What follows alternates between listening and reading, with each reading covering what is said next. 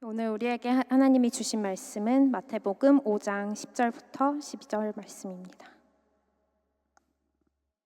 봉독하겠습니다. 그를 위하여 박해를 받은 자는 복이 있나니 천국이 그들의 것임이라. 나로 말미암아 너희를 욕하고 박해하고 거짓으로 너희를 거슬러 모든 악한 말을 할 때는 너희에게 복이 있나니 기뻐하고 즐거워하라. 하늘에서 너희의 상이 큼이라. 너희 전에 있던 선지자들도 이같이 박해하였느니라. 아멘. 오늘은 드디어 8복 가운데 8번째 복인 의를 위하여 박해를 받은 자의 복입니다. 7번째까지 모든 복은 다 한 절로 그렇게 쓰여졌죠. 심령이 가난한 자는 복이 있나니 천국이 그들의 것이며, 이렇게 한 절 가다가 마지막 8번째 복만 3절에 걸쳐서 이 복을 설명합니다. 그래서 의를 위하여 박해를 받은 자는 복이 있나니 천국이 그들의 것임이라고 하면서 설명을 그 뒤에 11절 12절을 붙여 주시죠. 나로 말미암아, 예수님 때문이죠. 예수님 때문에 너희를 욕하고 박해하고 거짓으로 너희를 거슬러 모든 악한 말을 할 때에 너희에게 복이 있다라고 말씀하시면서 의를 위하여 박해를 받는다는 것이 무슨 뜻인지를 설명해 주시면서 그것을 그런 박해나 핍박을 당할 때 오히려 기뻐하고 즐거워하라. 하늘에서 너희의 상이 큼이라. 이렇게 예수님께서 말씀해 주십니다. 성도들은 하나님 말씀을 따라 살아가는 사람들이죠. 예수님을 잘 믿고 예수님 말씀대로 하려고 하는 사람들이에요. 그래서 성도들은 남들보다 더 도덕적입니다. 또 양심을 지키며 살아가려고 하니까 우리는 잘못하면 잘못했다 말하고 실수하면 미안하다고 말하고, 그래서 우리 성도들은 정직하지요. 세상은 자기가 잘못해 놓고도 누구 때문이라고 핑계를 대고 다른 사람에게 책임 전가를 하지만 우리는 때로 내가 하지 않은 일조차도 나 때문입니다 라고 말할 때도 있을 정도로 우리 성도들은 양심을 지키며 살아가려고 하는 사람들입니다. 뿐만 아니라 우리는 사람들을 화목하게 하려고 하는 사람들이죠. 그래서 화평케 하는 자로 관계 가운데 서서 사람과 사람을 연결시켜주고 하나님과 우리 사이에 막힌담이 없게 하려고 하는 사람들이고요. 그리고 거룩한 삶을 추구해요. 사람들에게 생명을 나누어 주려고 합니다. 그런 점이 있어서 세상이 우리를 잘했다고 해주고 칭찬해주고 사랑해주고 이렇게 해야 할 좋은 사람들이잖아요, 우리 그리스도인들이. 그런데 왜 그리스도인들이 욕먹어요? 왜 사람들이 그리스도인이라고 하면 좋지 않게 봅니까?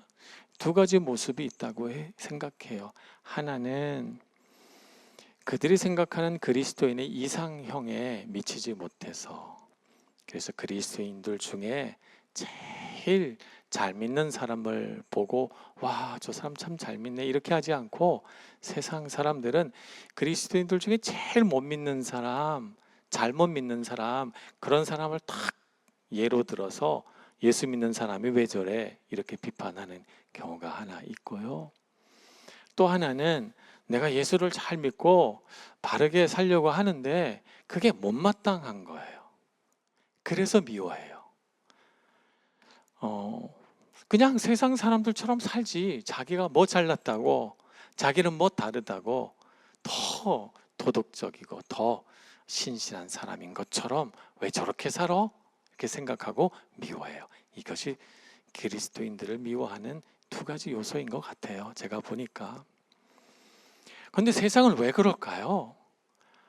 그리스도인들이 나름대로 뭐 가장 낮은 수준의 그리스도인이든 가장 높은 수준의 그리스도인이든 나름대로 참 가슴을 치고 예수 잘 믿으면서 살려고 하는데, 세상에는 예수 안 믿으면서 더 나쁘고 악하게 사는 사람도 참 많은데 왜 굳이 예수 믿는 사람들을 미워하는 것일까요? 의문이 들죠. 예수님이 여기에 대한 답을 주셨어요. 요한복음 17장 14절에 예수님은 이렇게 설명하십니다. 세상이 그들을 미워하여 싸우니 이는 내가 세상에 속하지 아니함 같이 그들도 세상에 속하지 아니함으로 인함이니이다. 세상은 자기에게 속한 사람을 좋아해요. 자기랑 비슷한 사람. 그냥 자기랑 비슷하게 또 욕도 좀 하고 자기처럼 좀 거짓말도 하고 사람도 속이고 위선적으로도 살고 그렇게 적당히 살면 좋겠는데 그렇게 안 살고 세상에 속하지 않은 모습으로 세상은 그렇게 살아가지만 나는 그렇게 살아가지 않게 해주세요. 그러면서 살아가는 성도들이 마음에 안 드는 거예요. 자기에게 속하지 않았다고 생각하니까 미워한다. 예수님은 그렇게 말씀하십니다. 세상은 어떻게 삽니까? 경쟁하고 비교하고 자기 욕심이 이끄는 대로 살아요. 그래서 자기 욕심으로 수단 방법을 가리지 않고 이기고 성취해서 그걸 자랑해요. 그리고 자기보다 못한 사람은 무시하고 자기보다 잘난 사람은 시기하고 질투하고 그렇게 하면서 살아갑니다. 그러니 이런 사람들이 사는 세상에는 평화가 없어요. 평화로운 척하는 것일 뿐이죠. 늘 마음속에는 세상에서 좀 평균보다 못하다고 생각하는 사람은 나는 왜 그럴까 그러면서 살고, 평균보다 좀 잘났다고 생각하는 사람은 제발 나 좀 존경해줘, 나 대단한 사람이지, 나 인정해야 돼 라고 생각하면서 살아갑니다. 제가 조금 과장해서 이렇게 말씀을 드렸는데요, 이런 세상의 모습들을 보면서 우리는 이런 세상을 닮아 가면 어떨까 하는 유혹도 있어요. 근데 우리가 그 유혹을 뿌리치고 그리스도인으로서 살아갈 수 있는 이유는 하나님의 말씀이 있기 때문이고 예수 그리스도를 통한 하나님의 사랑이 우리에게 있기 때문이죠. 그래서 우리는 세상의 경쟁에서 좀 뒤처져도 괜찮아요. 하나님의 사랑 안에서 우리는 회복되고 그 안에서 하나님께서 내가 너를 사랑한다 라고 하는 그 음성을 듣기 때문에 우리는 그런 일로 포기하거나 내가 뭔가 잘못된 사람이라는 생각을 갖지 않습니다. 남들보다 좀 덜 가져도 우리는 가난하다고 생각하지 않아요. 하나님께서 내 안에 주실 은혜와 복이 앞으로 우리 인생을 살아가면서 많이 주어질 것이기 때문에 지금 내가 현재 조금 부족하다고 해서 그것 가지고 내가 내 인생이 가난하다라고 생각하지 않죠. 우리는 병들어도 하나님을 찬송하고 때로 어려운 일을 겪어도 하나님을 예배하고, 그래서 우리는 늘 하나님 안에서 만족하는 사람들입니다. 그래서 여러분, 세상에서 혹시 어려움을 당하거나 혹은 세상 사람들이 공연히 예수 믿는다는 이유로 우리를 차별하거나 미워하거나 공연히 트집을 잡거든 내가 예수 잘 믿고 있구나 라고 하는 생각을 해야 됩니다. 내가 예수 잘 믿고 있구나 이렇게 생각하고 더 잘 믿어야 되겠다. 이 사람들이 이렇게 하는 것을 보니까 나 때문에 힘든가 보다. 내가 더 열심히 잘 살아서 이 사람도 내가 예수 믿게 해줘야지 하는 반대 정신을 가져야 합니다. 저는 30살의 목사가 돼서 지금까지 쭉 지내오면서 예수 잘 믿는 분들이 어려움 당하는 경우들을 많이 봤어요. 전에 제가 한국에서 부목사로 있을 때 새벽 예배를 하루도 빠지지 않고 나오는 권사님이 계셨습니다. 하루도 빠지지 않고 새벽 예배를 나오니까 그 권사님이 어느 날 안 나오면 어디 아프신가 하고 전화하게 될 정도로 그렇게 신실하신 권사님이세요. 그런데 어느 날 새벽 예배 하러 오다가 신호등에 멈춰 있는데 뒤에서 큰 트럭이 신호에 멈춰 있는 이 권사님의 차를 못 본 거죠. 뒤에서 들이받았어요. 그래서 정지되어 있던 차가 한 몇 미터를 날아가서 멈췄으니까 얼마나 세게 들이받았겠어요. 새벽이고 차가 없으니까 신호 무시하고 막 달리는 그런 차였나 봐요. 그래서 뭐 어디 부러지고 그런 건 아닌데 목이랑 허리랑 너무너무 아프셔가지고요. 병원에 한 달이 넘게 치료받고 또 물리치료 그 위에도 받고 온전히 다 회복되지 않았어요. 그래서 어떤 사람들이 그랬어요. 이 권사님 보고 믿지 않는 사람들이죠. 예수 잘 믿었는데 왜 복 안 주고 교통사고 나게 만드냐. 그런 하나님은 믿지 마라. 아픈 마음에 소금 뿌리는 거예요. 진짜 너무너무 속상한데 그렇게 하는 것이죠. 그래서 저희들이 그런 말을 막 이렇게 하는 사람들 이야기도 듣고 이러면서 제가 병원에 그 권사님을 신방을 갔습니다. 그래서 위로를 이렇게 해드리는데 권사님이 저한테 오히려 위로를 해주세요. 목사님 걱정하지 마세요. 저 그런 일 당했다고 새벽 예배 가지 말아야지 그렇게 생각 안 합니다. 저는 몸만 다 나오면 또 새벽 예배 갈 거예요. 저는 하나님이 이런 고난을 주셨다고 생각하지 않아요. 다 저 잘 믿지 못하게 하려고 하는 그런 사탄의 그런 계략이라고 저는 생각합니다. 목사님 걱정하지 마세요. 이렇게 얘기했습니다. 그 이후에도 다 낫고 나서 몇 달이 걸렸어요. 교회 또 나오셔서 열심히 새벽 제단 쌓고요. 그리고 그 권사님의 남편 되시는 분이 하는 사업이 크게 잘 돼서 가정적으로도 큰 복을 받고 교회 안에서도 많이 물질 베풀면서 신실하게 사셨습니다. 우리 인생에 고난이 있어요. 어느 한순간에 고난을 가지고 우리가 이렇다 저렇다 함부로 평가할 수가 없죠. 우리 인생이라고 하는 것은 마라톤이니까요. 그런데 세상 사람들은 예수 잘 믿다가 어려운 일 당하면 우리한테 그렇게 얘기해요. 가슴이 아픈 말들을 해요. 근데 여러분 거기에 실망하지 마시기 바랍니다. 저는 목사 생활 7년 하고 나서 예수전도단 YWM에 들어가서 훈련을 받았습니다. 제가 학비도 돼야죠. 생활비도 돼야죠. 전도여행 가면 또 전도여행비도 돼야죠. 그래서 뭐 이렇게 제 아내와 제가 모아둔 돈을 다 썼어요.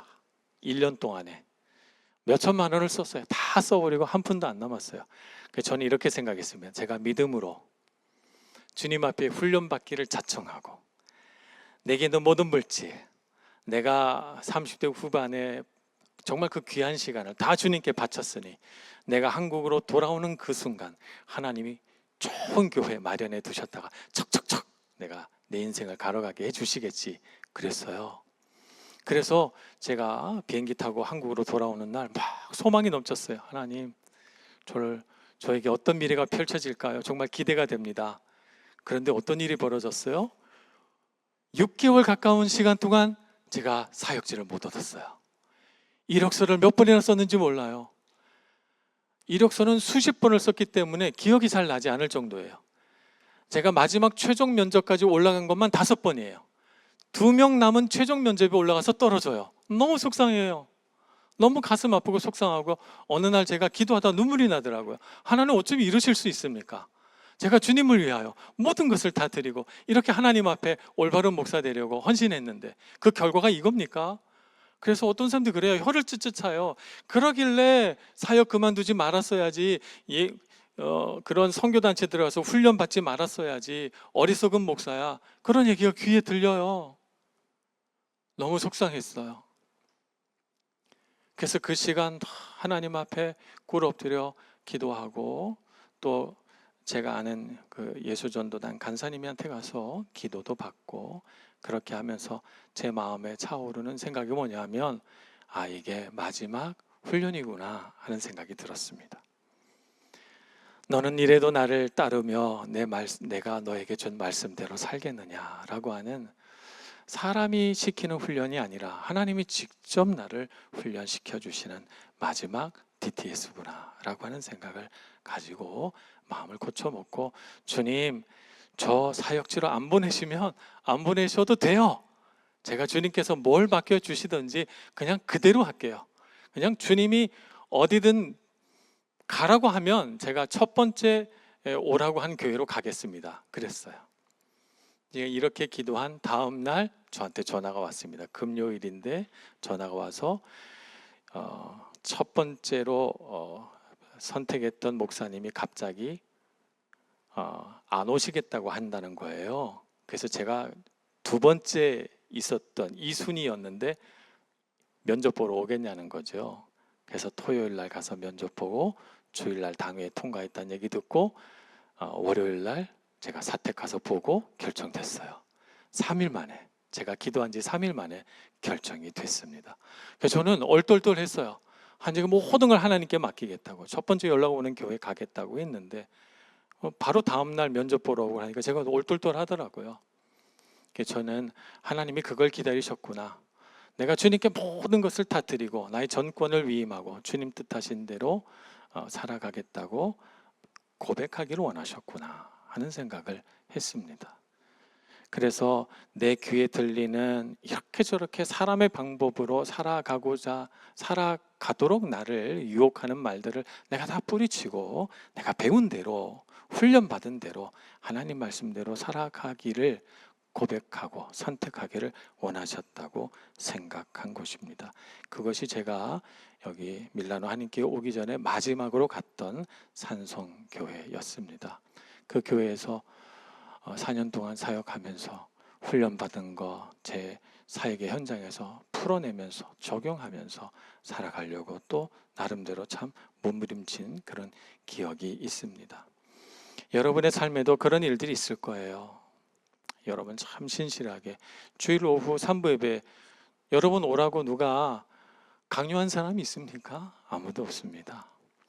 우리 처음 제가 주일 3부 예배 드릴 때 제가 성도들로부터 이런저런 얘기를 많이 들었어요. 우리 성도들도 종류가 여러 분들이 계셔가지고 주일 3부 예배를 왜 하냐, 청년들 데리고 뭐 하는 거냐, 그 시간에 청년들 공부하게 하지, 유익한 강의를 듣게 하지, 뭐 이런 얘기들 많이 하셨습니다. 그래서 저는 꿋꿋하게 주일 3부 예배를 지켰습니다. 처음엔 저 혼자 예배 드리고 그 다음에 1명, 2명 늘어나고 지금 우리 3부 예배 드린 청년들이 얼마나 많아요. 적을 때 30명 예배 드려요. 많을 때 40명 예배 드립니다. 여러분들이 다 뜨거운 심령으로 주님 의지하려고 이 자리에 있는 거 아니겠습니까? 여러분의 삶 가운데 고난이 찾아올 수 있어요. 그 고난을 놓고 3부 예배 열심히 드리더니 신실한 척 하더니 삶에 그런 어려운 일 생기는 거 보니 아무 소용없구나, 이런 비난이 올 수도 있습니다. 여러분 꿋꿋이 믿음대로 살아가시길 축복합니다. 의를 위하여, 하나님과의 관계 안에 있는 화목을 위하여, 그 하나님과의 관계 안에 있는 화목을 사람들과의 관계 안에서 풀어내기 위하여 내가 주님 앞에 전시물로 매달릴 때 들려오는 거슬려서 하는 모든 악평들, 거짓말들, 우리를 향한 핍박은 오히려 우리가 즐거워하고 기뻐해야 할 이야기입니다. 하늘에서 너희의 상이 크니 즐거워하고 기뻐하라 하지 않았습니까? 그러니 여러분, 내가 예수 잘 믿고 있구나, 내가 하나님 뜻대로 살고 있구나, 이렇게 생각하고 기뻐하면서 우리에게 주어질 하나님 나라의 귀한 복들을 소망하시기를 바랍니다. 이런 사람은 이 땅에서 하나님의 나라를, 천국을 이루며 살아갈 뿐만 아니라 우리가 죽어서 가는 저 세상 하나님의 나라에서도 우리를 향하여 면류관이 예비되어 있는 줄로 믿습니다. 여러분의 믿음을 지키시고 여러분의 신앙을 지키셔서 꿋꿋이 살아가시고 이 세상 어느 곳에도 흔들리지 않는 가장 복된 믿음의 사람으로 살아가시길 축복합니다. 기도하겠습니다. 하나님 감사합니다. 어려움 당한 성도들을 하나님의 능력의 손으로 붙드시고 그 가운데에도 신실하게 믿음을 지켜 하나님의 이름 더욱 아름답게 빛나게 해주시니 감사합니다. 우리의 삶에 어떤 핍박, 유혹, 또 사탄의 시험이 있다 할지라도 결코 흔들리지 않는 저희들 되게 해주시고 그럴수록 오히려 더 열심히 신실하게 주님을 믿어 하나님 나라 우리의 삶 가운데 우리 마음에 이루며 살아가는 저희들 되게 하여 주옵소서. 예수님의 이름으로 기도합니다. 아멘.